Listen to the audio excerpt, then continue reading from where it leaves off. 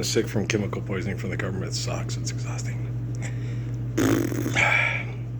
One thing we have learned from history from a guy named Judas is never just take a bag of silver if you're going to betray the Messiah.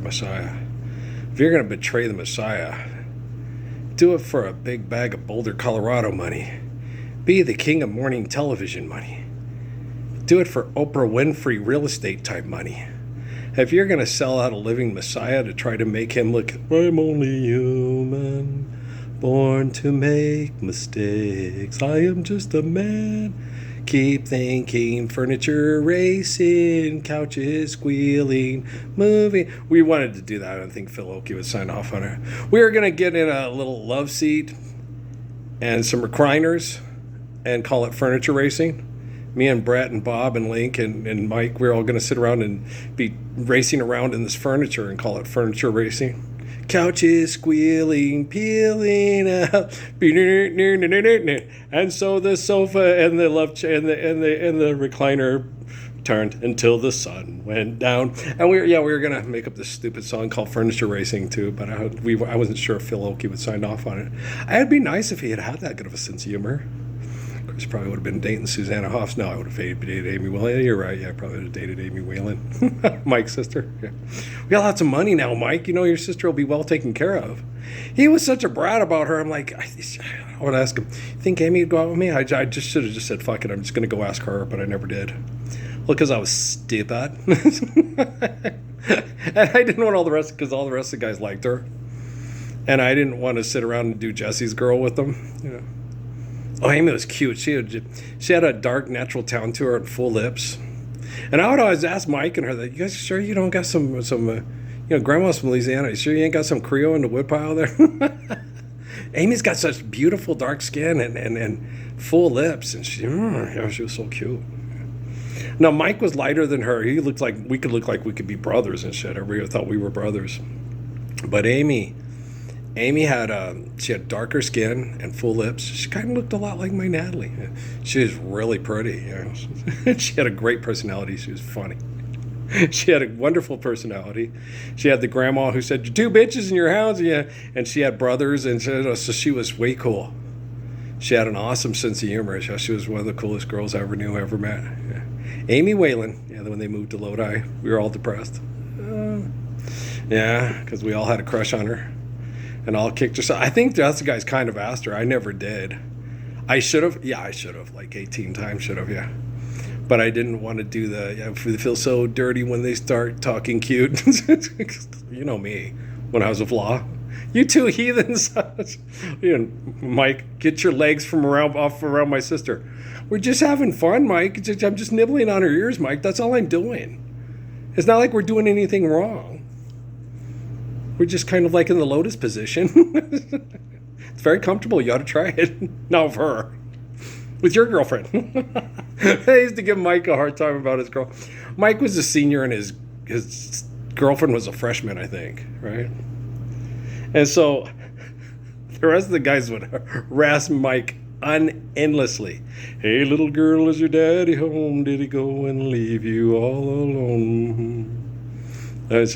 Oh, I'm on fire. They used to sing that to him all the time. They never stopped. I was like, you guys leave Mike alone. His girlfriend is really sweet and she's really nice. But yeah, he's a senior and she's a freshman. Yeah, it happens. Yeah, he's going on 18. She's just turning 14. 15. She's an older. She was one of those late ones. She's 15. He's 18. It's like 3 years. There's nothing wrong with that. They would just harass him and harass. You know how guys are. You're just jealous because you don't have a girlfriend because all the freshmen told you no. It was funny, but they would always let into him. I'm like, God dang, poor Mike. I was like, every time they saw him, they'd go,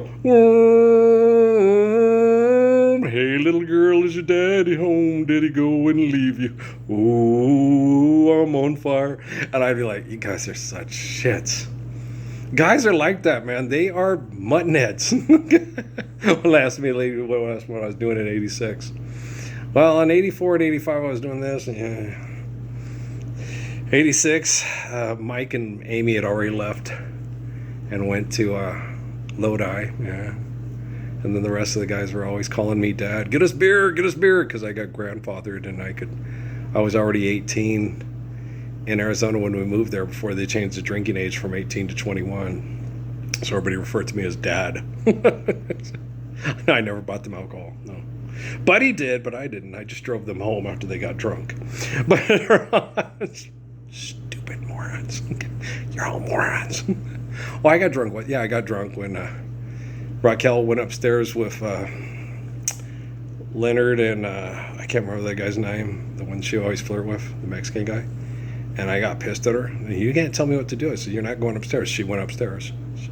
She afterwards, I'm sorry, they went upstairs. They were all doing cocaine upstairs. Yeah, I know. And I told your mom I would take care of you and protect you, and you don't fucking listen. I was so mad at her. Yeah, so I did a tequila shot game with Chip. He won. Yeah, because I was not drinking that fucking worm. Hell no. Okay, so you win. We kept doing shot for shot with tequila, and everybody's, whoa. It's like, well, I'm from New Mexico. Well, he took the last drink. I got up and ran around the block and jumped over cars and garbage cans and stuff. I was mad. I was really mad at Raquel. I was pissed off at her. Hey, when you're, how old was I? I think I was 20 and she was 16. She told me she was 17. But, yeah, I found out recently, you lied to me. You told me, God dang it. I was really mad at her. You told me you were a year older. She was an advanced student. She was a senior in high school, but she was 16. Because she was an advanced student. She was really a sharp cookie. That's why we got along so well. She couldn't believe that I had like a D- average in high school. It's like, what do you mean I'm intelligent? You think you know everything. I don't think I know everything, but I can sure cut through crap faster than people can try to throw it down my throat. It's been this way my whole life. Oh, yeah. I used to do that. I used to have teachers, Mr. Swank. That's mighty white of you, Mr. I ripped that man a new one every time he threw that bullshit past us. I did that with all my abusive teachers. Why do you think I had like a D+ or D- average in high school? I will not be indoctrinated. Hell no. Yeah. And then in junior college, I had a A+. Yeah, I made the dean's list thing both years, all the semesters. In ASU, no, I ran into Professor Hendricks and a couple of others like that, and Sorgel, and I got C's in their classes because Hendricks tried to run me out of class because I made her look like shit because she acted like shit, and Sorgel was just mean to everybody, and he wasn't going to give us an A because we weren't as brilliant as the three guys that were condescending to the rest of us, but everybody else would have flunked if it wasn't for me. Jant, what's he talking about? Well, I think that. And then I would take my notes and then tell this, and Jant would take her notes, and then everybody else would understand what they were talking about and pass the test. Otherwise, he probably would have flunked half the class. He was not a nice person. Yeah. Professor Barnes was the best. Professor Barnes and Sorgel were buddies, and Barnes went to Duquesne, and Sorgel went to like Harvard, Yale, and then Rhodes Scholar at Oxford or Cambridge, and he was a dick. And then it was different because Professor Lavarine, she was a Rhodes Scholar too. She was never condescending. She was always kind and intelligent and encouraged us to speak even when other people were abusive to us in class. And, she set up the situations to do that. She told us right off the bat, she said, in women's studies, she goes, men will say something and it can be completely stupid and they think it's brilliant. And girls can have something brilliant to say and won't say anything at all. I'm like, oh, that's terrible, right? So we sat, and all the women kept talking, and I just stayed quiet.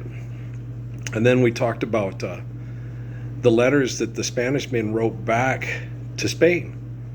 And they were like, oh, it's all about how the women are nude. It's like, yeah. It's like, what? And the girl from Brazil, from Peru, she said, well, because they're always looking, and you can tell the Western guys, because when we go around tacos, and the Western guys are all like, oh, whoa, boobs everywhere.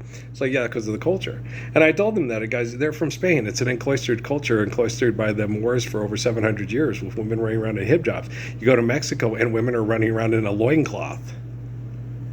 That's radically different. Yeah. That's like going from downtown Baghdad to downtown Las Vegas or downtown Paris. It's boobs, booty. Damn, I can see her butt crack. It's totally different. I've never seen a woman's butt crack before. Some of these guys were not married. They had never seen a woman's body parts. They were forbidden. Yeah. So yeah, when they wrote home, the women are completely naked. They have a little thing over their fur box, and that's it. That's it. The guys are too. What? Guys walk around in front of their kids naked? Yes. Just cover up their junk, and they're walking around butt crack and all, just like, don't you think the Indians' butt crack was a little bit much off of, if they build it, there would come, Wayne stock? Yeah. Wow. Yeah. So I got up and said something. I said, well, yeah, naturally. And one of the women says something, and Professor Valverde goes, no, he's right. That's the culture shock was so radical that it was very difficult for these men to deal with. And you had the most macho men probably arguably in the history of the world running into the most macho women in the history of the world. Yeah. Aztec women and Spanish men. It was like a Molotov cocktail made in hell in the bedroom, right? Come back with your sword-held higher upon it. And when the men came back from the Aztec Wars, they said the old women would go out and mock them, and don't think you're all that great. We could all lay you down and ride you till the cow come home, fall asleep, and if you thought you could beat your enemy, I could cut your head off with your own sword. Okay. Don't fuck with Aztec women, right? Forming of the cosmic race, right? Yeah, Professor Laverine's class were some of the best. Yeah, she was one of the coolest teachers ever. She told everybody that I was like family. And she said that it was real cool for encloisterment for women that got encloistered for God and the nuns, because most of the guys were jerks. And Jesus was the best hunter in the world, and he was gorgeous, right? And then next semester I took one of her classes and I had to cut my hair for a job interview. And she looked at me and she goes, what happened to the Jesus look, girl? And I said, I had to cut it for a job interview. And then I didn't realize till about a week or two later, Professor Laverine thinks I'm gorgeous. She said Jesus was absolutely gorgeous. And then she told me, what happened to the Jesus look? I was like, wow, she thinks I'm gorgeous.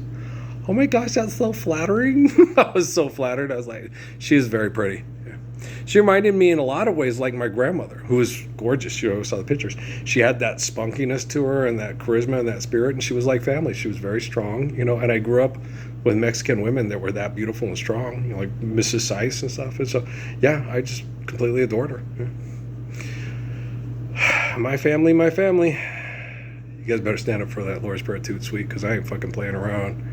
And when artificial general intelligence becomes actual general intelligence, you ain't going to be able to tell everybody I stood up for the Lord's Prayer with him. You still think this isn't happening? You sure about that? Okay. Well, at least you did it for a big bag of Oprah Winfrey money and the real estate and the most you'd like to be seen in the richest and finest of places. You're always embarrassed by the calluses here on my hands. All right, I love you guys. Waylon Jennings. Good album. I love you guys. Love the common people.